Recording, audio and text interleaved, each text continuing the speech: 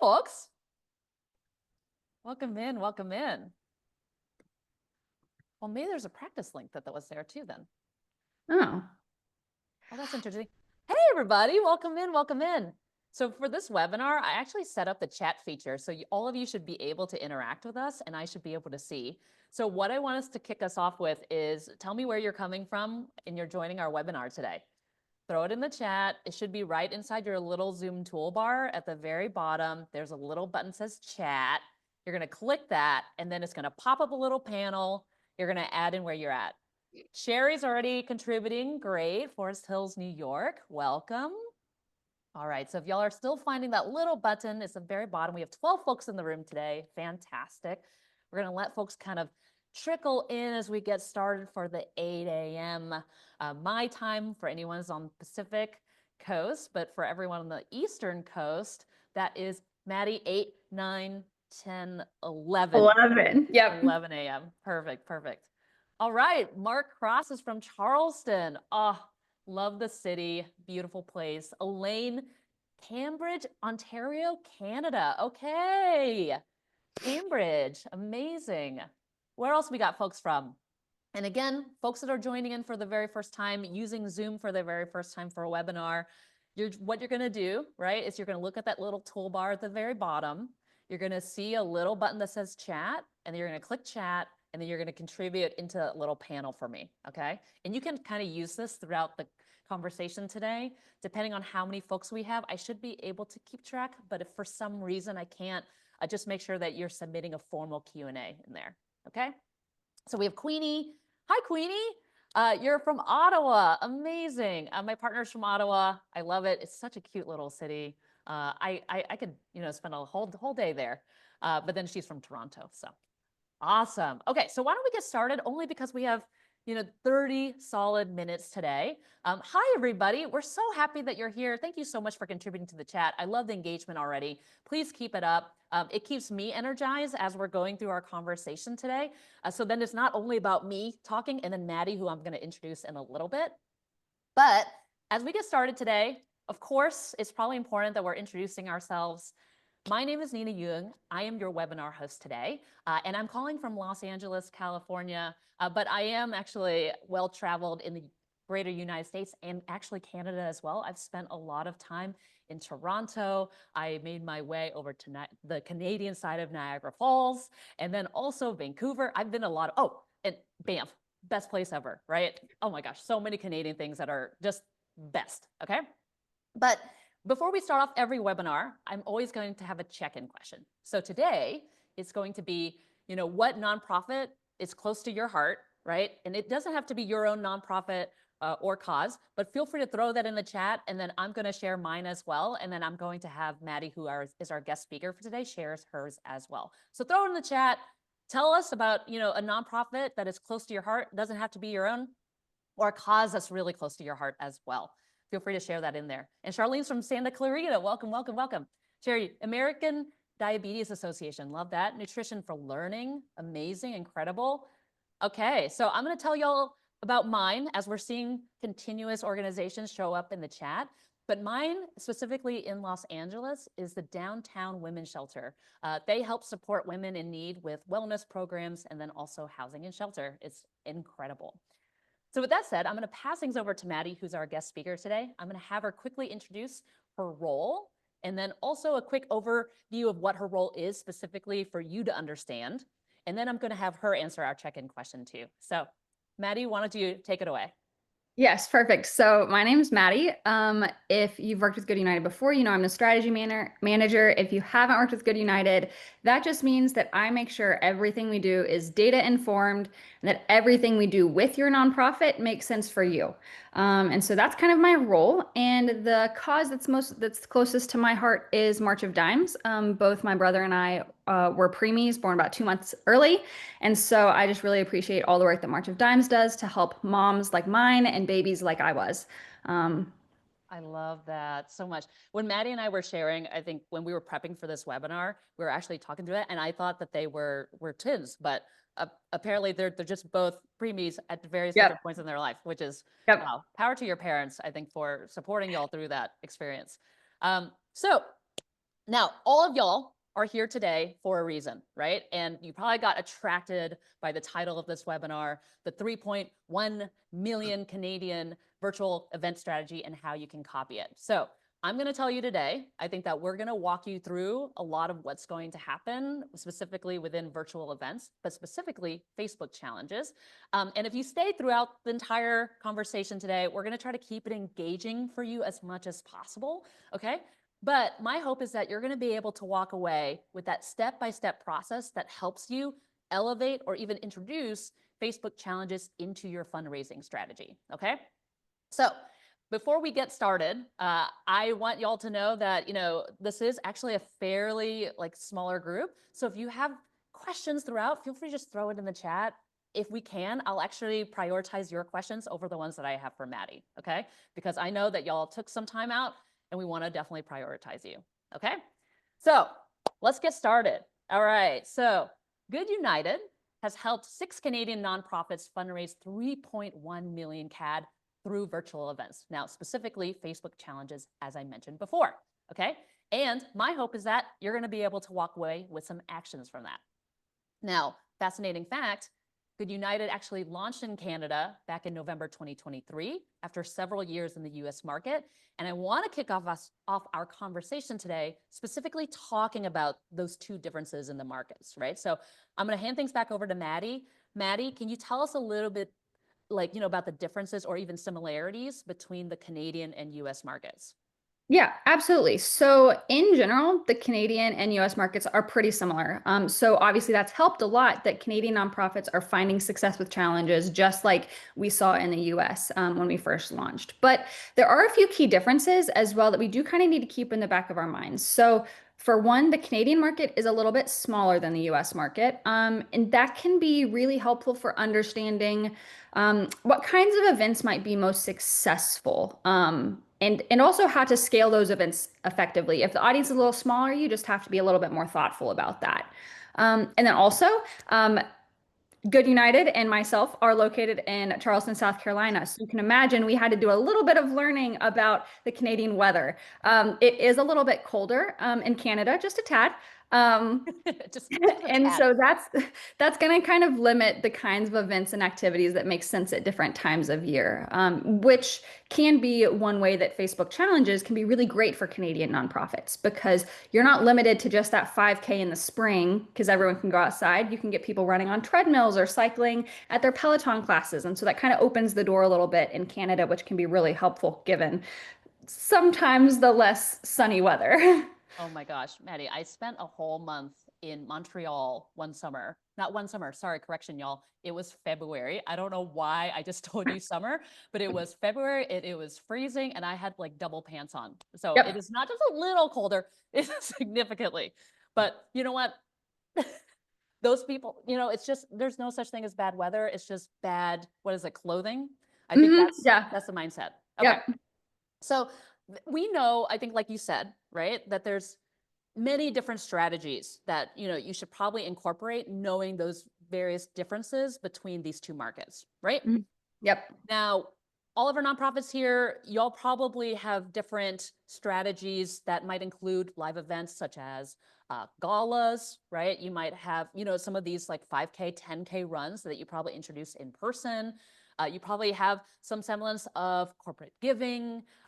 There might be also different strategies of individual contributions, and there's probably creative ways that you bring in that as well.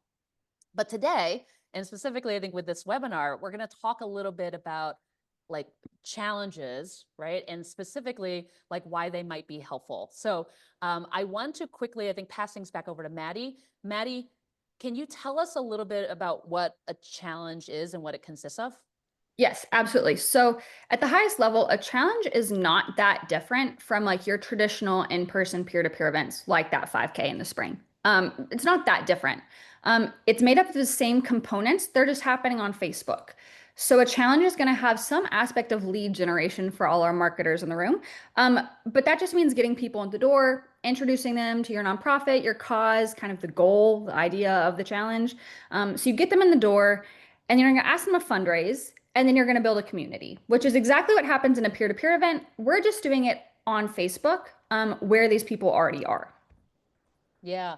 With like Facebook, right? Like like why is Facebook such a great place to start with challenges?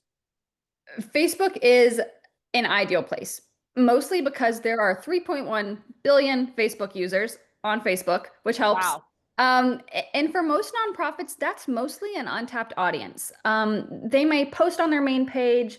They may, engage with their followers on their in the comments on their posts, but they may thank their fundraisers. But in general, that's an untapped audience. Those people on Facebook are ready to engage with your nonprofit. They're already engaging with their friends. They're already sharing about the things that are important to them. And so a Facebook challenge allows them to just stay on Facebook, continue doing those things, but supporting your cause at the same time, which is really, really helpful. No, Maddie, I spend so much time on Facebook. I mean, Same. it's either Facebook, Instagram. Mhm. I'm on social media, right? Yep. So like I think everything that you said makes so much sense because that is where I am. Like I'm not going around the internet, I think sourcing for like new organizations to be like exposed to, right? It's Right. more about like how do you go about finding me who's in all these like random Facebook groups with various Mhm. different interests, and there's like probably 3.1 billion more of me Right. that y'all can Exactly. find, right? Right. Your domestic violence women's shelter, they're Yeah, probably on Facebook. You're yeah, already there. They should be connecting with you there. yeah, yeah. No, absolutely. And feel free to throw it in the chat. Let us know if you are currently, um, having some sense of interaction via a page or chatting with folks through Facebook through your organization already. Would love to just see how folks are currently interacting with Facebook. So, Maddie, can you Mhm. tell us? I think you talked briefly about what a challenge is, right? And then I Mhm. think why Facebook specifically is helpful. Can you give me an example of a specific like event that went really really well, maybe with Facebook challenges in mind? Yes, absolutely. So, one, knowing we have some Canadian partners here today and Canadian friends, one event that went really, really well was one of our Canadian heart health nonprofits. They did a Heart Month challenge. They tied it to their anniversary. Heart Month is in February, if you didn't know. So, even though the weather was cool, another example of this virtual event being an option, even in the cold weather. They were able to, they achieved a little over 300% return on ad spend. And if you're not familiar with return on ad spend, that means 3 times the money they put in, they got back at the end of this kind of 2 month time frame for the challenge. And so that was a really great challenge. And I think what made it so great is they were on Facebook and they were allowing these supporters an outlet to support them, even though the weather wasn't great, but during a time that made a lot of sense for them. It was Heart Month, it was connected to their mission. And so that allowed for the challenge to really resonate with their supporters. So I think that made it a really successful event. And they just did the second iteration. And again, a great success with this challenge Yeah, this February as well. I love that.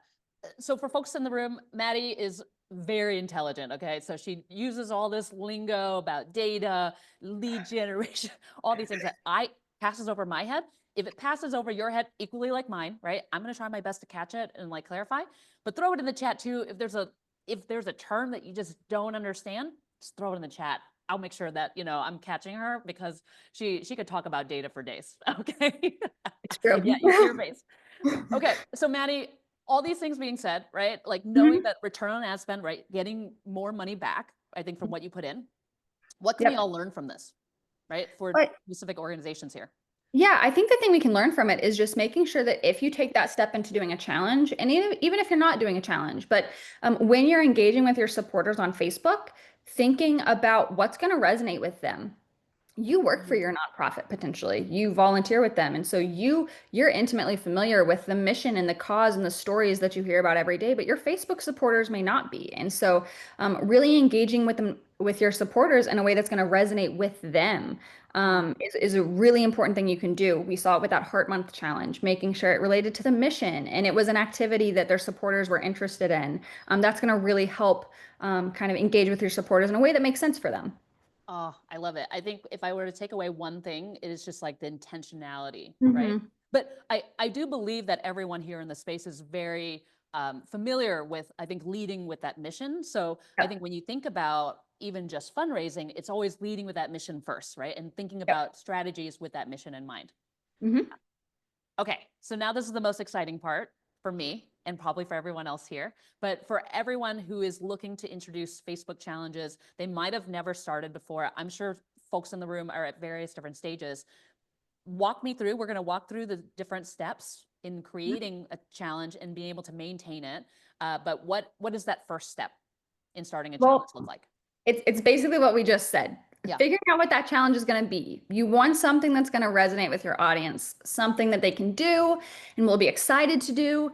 And then even better if you can relate it to your mission. So you need to figure out what the challenge is going to be.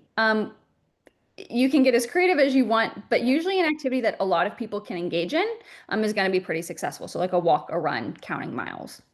I really do love walking. I don't like running as much, but I definitely do like walking.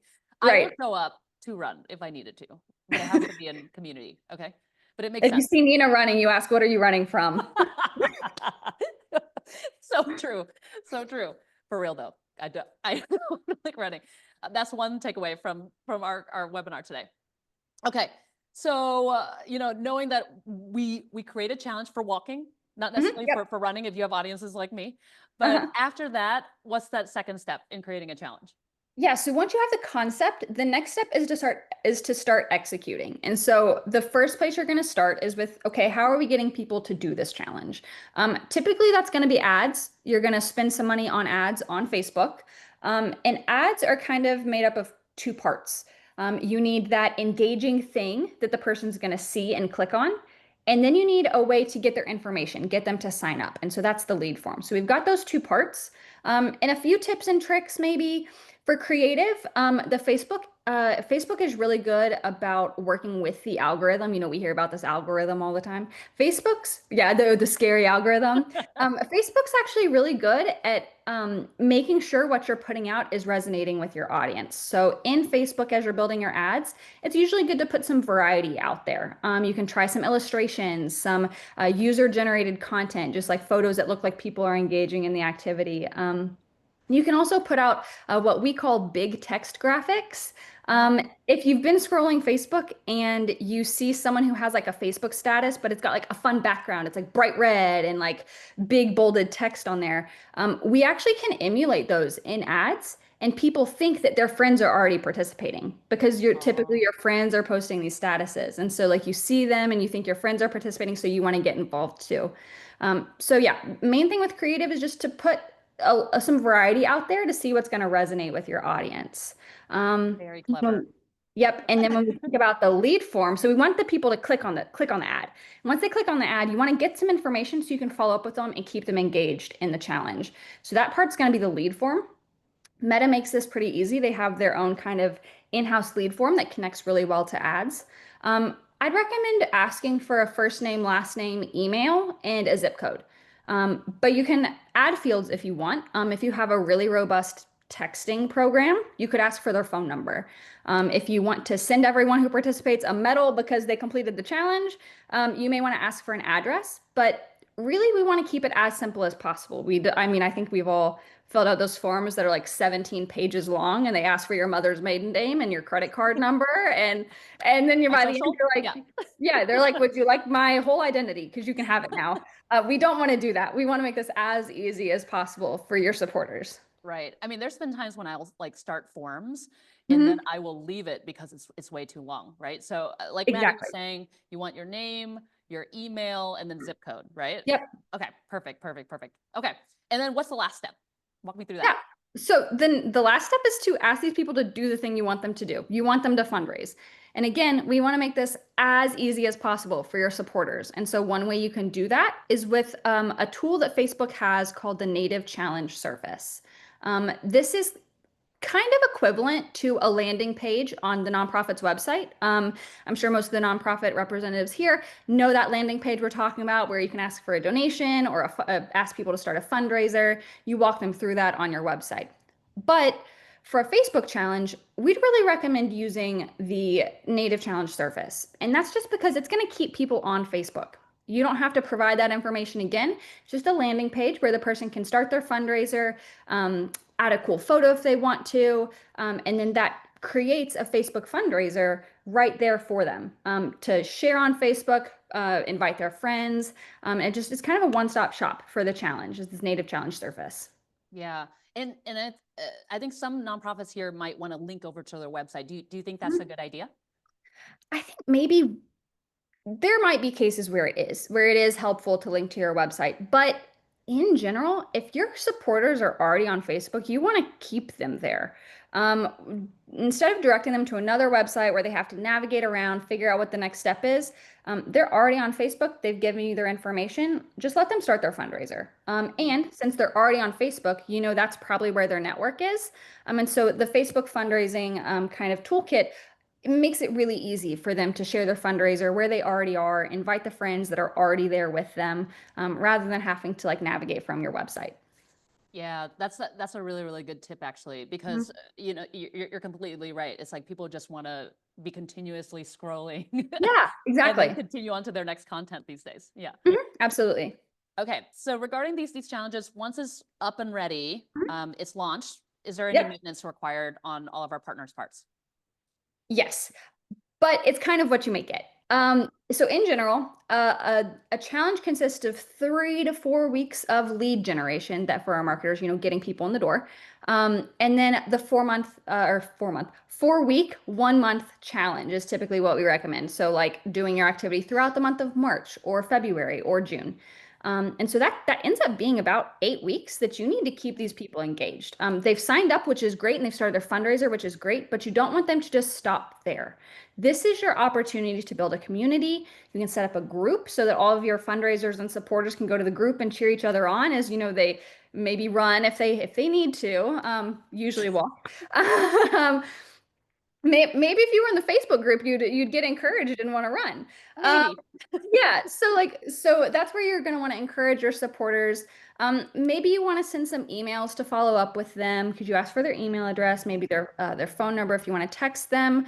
But then also, I guess one of the perks of working with Good United is you can also message them with personalized messaging with Facebook Messenger as well. So like that 8 weeks is really just about keeping them engaged, providing them tips, educating them on your mission and why what they're doing is so important to you.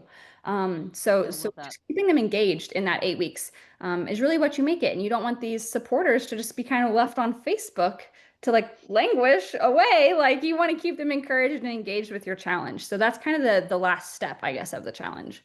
Love it. So know that when you launch that challenge, the work doesn't stop there. It's all about nurturing, building that Mhm. relationship, building that community. Love that. And Maddie shared a lot of steps here, and I'm sure y'all are all writing it down. But we will also be sharing a playbook at the very end of this webinar as well. So make sure that you stick around. Now, before we move into I think we still have 8 solid, great minutes left together. I want to ask, so some of our folks in the room today are probably going to go out, they're going to launch Facebook challenges, they're going to do it right after the call, okay? And then some folks might need a little bit of extra hand-holding or a little bit of extra help, just because, there's a lot, I think, that comes into making a successful challenge. So can you talk through about, I think specifically for everyone here in the room, if folks here needed a little bit of extra guidance, how can Good United help? Yeah, so obviously we want you to work with Good United. We're not going to just like cut corners there. But I think the reason that when we think about like why you should work with Good United, I think the reason is because we have the best team in the business. I mean, we have hundreds of challenges worth of experience, and we're really the experts in the space. And part of that is because we're doing challenges with all kinds of nonprofits across Canada, across the US, small ones, large ones, all sorts of different like causes and missions. And so we have this kind of eagle eye on the market itself. And so we can see what's working, what's not. And that's kind of maybe some expertise that you miss if you're doing it on your own. You might miss a trend that you see happening in the market because you're only looking at your own challenge. And so by working with our team, I think that's definitely the one piece that I think really helps. Um, and I mean, I'll just highlight a few people on our team because they deserve the shout outs. But we have Eric, who is our ads guy. Very similar to just the whole team. He has been doing this for a long time. He's the best in the business, and he just has this innate understanding of what's working, why it's working, how to fix things. If things are going wrong, he's really quick at catching when something might be awry and fixing it with a really good recommendation there. And then we also have Joss, who's kind of our content queen.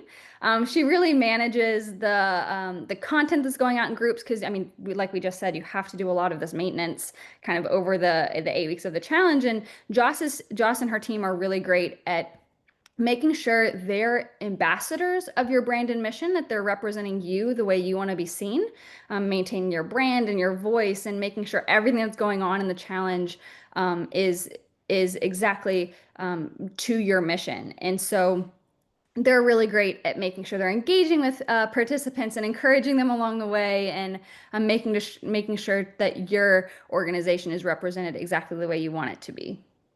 I love that. It sounds like it's very collaborative. It feels like a really Absolutely. strong partnership. Um, Absolutely. so can you actually tell me about a partnership that went really, really well that Good United worked with, maybe an Uh, organization? Yeah, absolutely. So this is definitely to the credit of Joss and her team. Yeah. We have a nonprofit that was founded by a mom whose child had kidney disease. And because of kind of, the education and training we do to support our nonprofits, that community management team knew about how the organization was founded, how important moms are to them. And so they made it a point to engage with and lift up all the moms participating in the challenge and really build that deeper connection to the cause. And what was really cool about that is actually throughout this challenge, we ended up connecting the nonprofit with about 10 moms who were willing to be a part of a few upcoming campaigns with that organization, sharing testimonials and their story, and helping the nonprofit with some kind of marketing stuff, so that just to really highlight that these moms are the foundation of the nonprofit. And these moms happen to be some of the most active fundraisers because they received that coaching and that engagement from the nonprofit and our team along the way.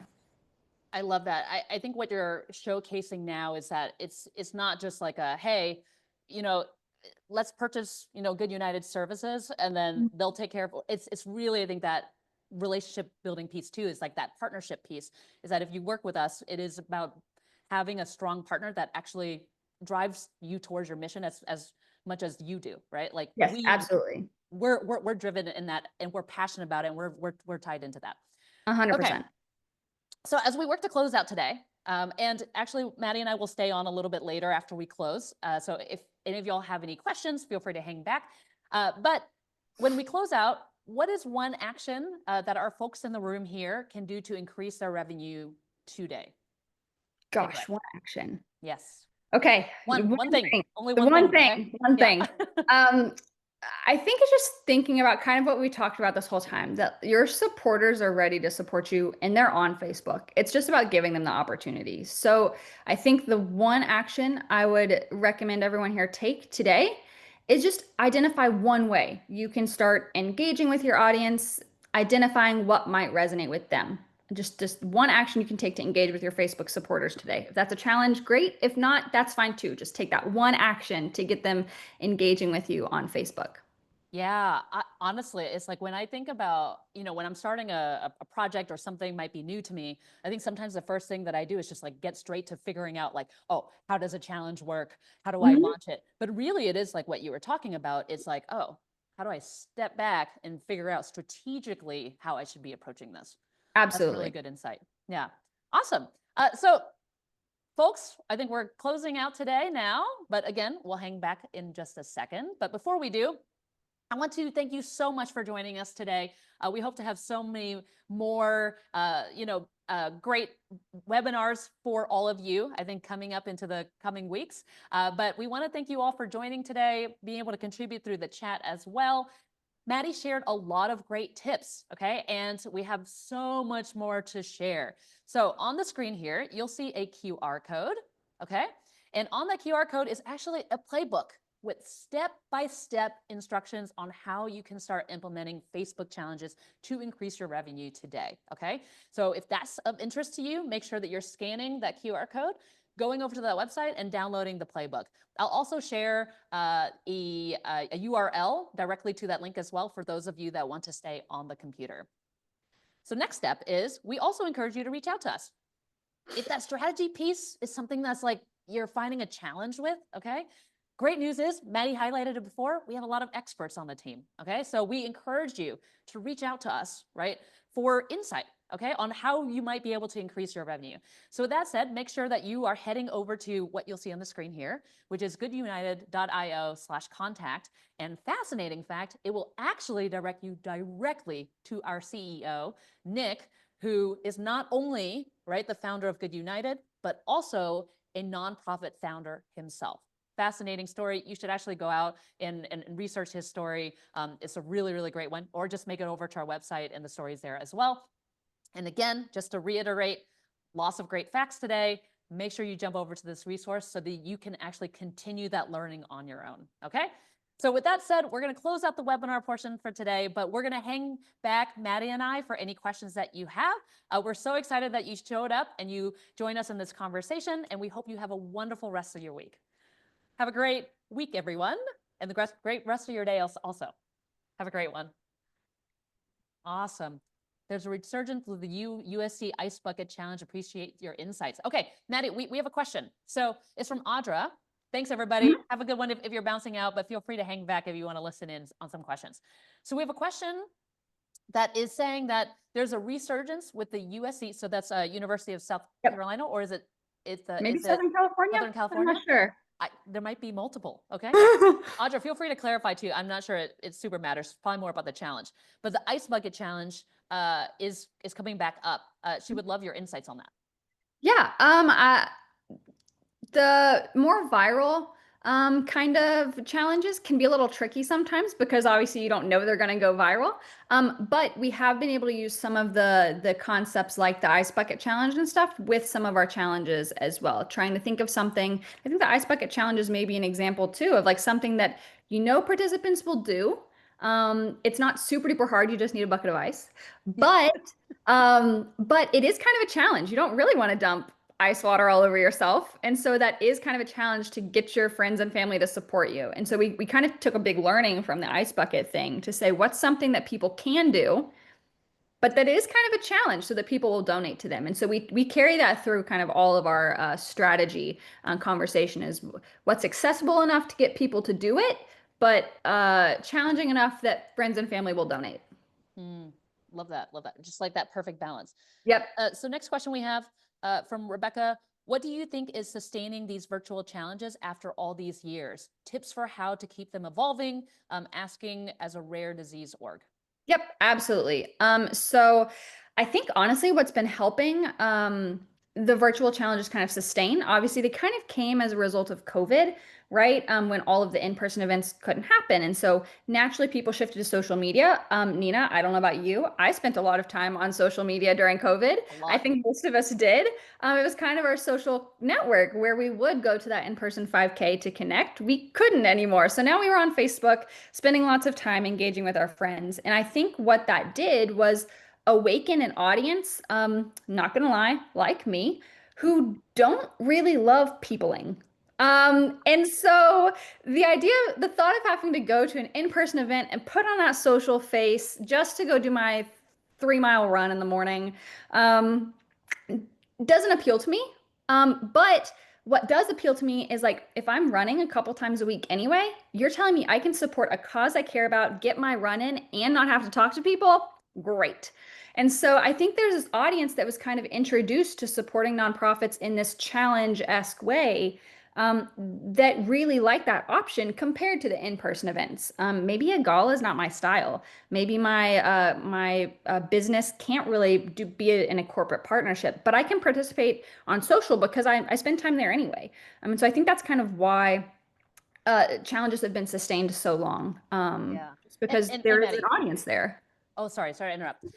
So I was just going to highlight, Rebecca, that I am actually a huge people person, but honestly, something's changed during the pandemic where I just don't like driving outside of the 5-mile radius that I'm in anymore, right? Like that's changed in me. And then I was also talking to my friend who's a mom the other day, and she's just busy with her kid. Like I think getting a child into a car, figuring out their nap times, and like being able to contribute to an organization, sometimes live, is sometimes difficult. So what Maddie was sharing is that it is an added channel. It got introduced. I think that might be a silver lining of the pandemic, right? Not that there's obviously so many terrible things that happen, but silver lining is it introduced us to a new mechanism in which we can fundraise. Absolutely. All right, so we have one more question from Elaine. So if you're running a challenge on Facebook, how can you incorporate your other social networks, specifically Instagram and LinkedIn? Absolutely. I love this question. It's definitely something we are thinking about at Good United. And I'd say while we don't have all the answers on all the different channels yet, one thing I would encourage any nonprofit to keep in mind is these same lessons. Just think through the questions. How are you going to get people in the door? How are you going to get them to fundraise it? And how can I make it as easy as possible for them? So on Instagram, maybe you might still want to use a lead form. You might want to direct them to a fundraising page that isn't tied to Facebook. It's tied to Instagram or maybe your website in that case, because Instagram doesn't have quite the same fundraising tools as Facebook. So just thinking through the process, how are you going to get people in the door? How are you going to ask them to do what you want them to do? And how do you make it as easy as possible for them? Thinking through that for each channel specifically, and not assuming that what works on Facebook is going to work on Instagram or LinkedIn, because the audience is different. The people that are spending time in those channels just aren't the same. Yeah. I think it is like so interesting to look at, but it's really figuring out like what's working on these various different Mhm. platforms and really understanding that audience, right? That is all work in Absolutely. practice. Yeah. Yep. Awesome. So it looks like that is all of our questions. Thank you, Elaine. Thank you, Rebecca. So we're going to close things out here, but again, please reach out to us via the goodunited.io/contact form. And then also just find our website, wander around, take advantage of some of those free resources that we offer y'all. We wish you all the best. We believe that you're going to be able to incorporate some really great challenges going into this next year. And please tell us about your wins. We're super excited, I think, to see them. So Mhm. thank you so much, everyone, and have a wonderful day. We're going to close out the webinar now. Thank Bye. you, everyone. Take care. Bye.